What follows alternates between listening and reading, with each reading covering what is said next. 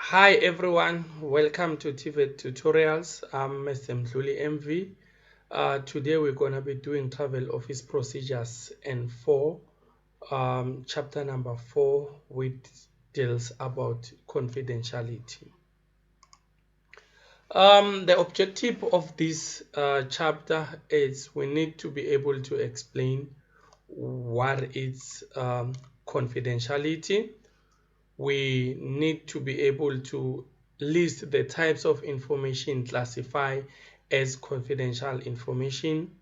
We also have to check who or which staff members have the access to such information. We're going to also be looking at the procedures for each company regarding confidentiality. We need to interpret and report on the violation of those procedures. So we have to start by defining what is confidentiality, especially in regard to tourism as a sector. In tourism, confidentiality, it is the secret or private information that a client will share with a travel consultant in order to complete a booking. So it is those information or those secret or private information that a client will share with the travel consultant in order to uh, complete a booking. That is confidentiality in tourism.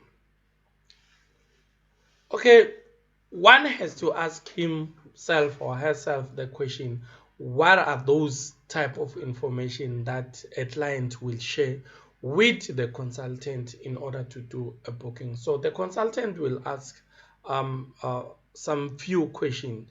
So the client will share information like name, surname, and ID numbers, passport, home address, banking details, credit card information, itineraries, contract with suppliers, budget, and customer list.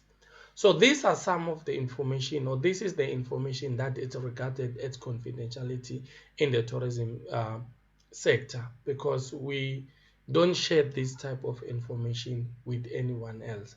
We will share this information with the travel consultant in order for us to be able to do a booking, because when you go to a travel consultant, or when you go to a travel agent, they will want to know your name, your surname, and ID number, passport, especially if you are traveling abroad, home address, the bank details when you are gonna be paying using your card and you're paying um, online.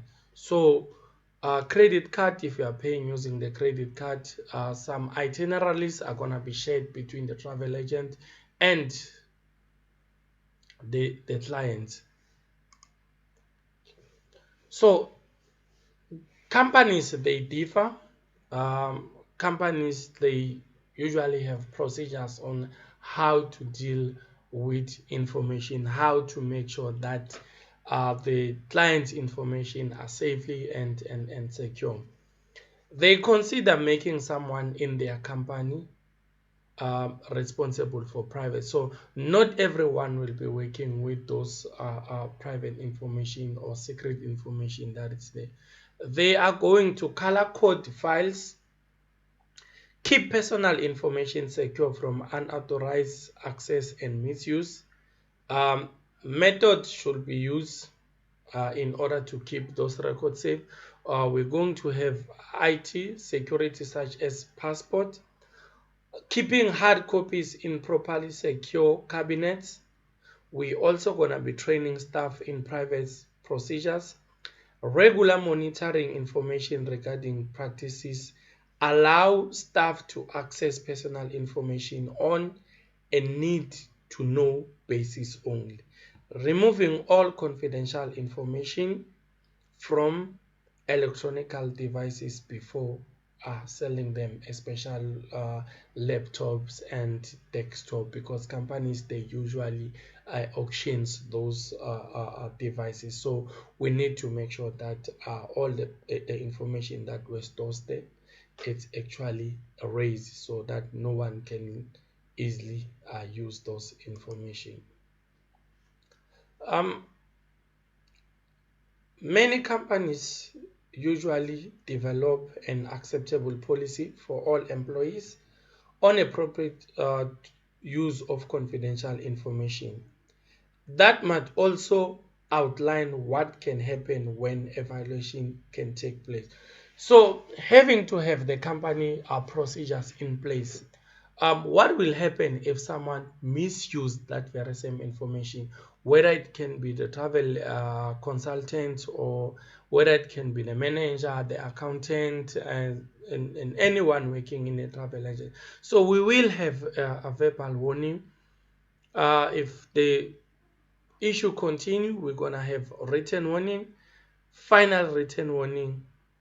After final written warning, we can then have a fine or even terminate the uh, work of that specific employee. So if you are not using the information of the client uh, correctly, you can have verbal warning, a written warning, final written warning, a fine, or even you can get fired. So what will happen? Some other companies, it's just they will be consistent when enforcing the policies and the procedures.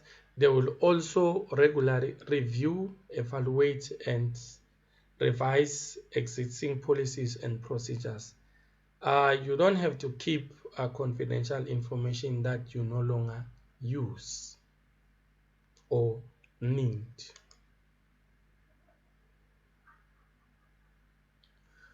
So violation of it, we need to access information when you are not authorized, or you don't need to access that information.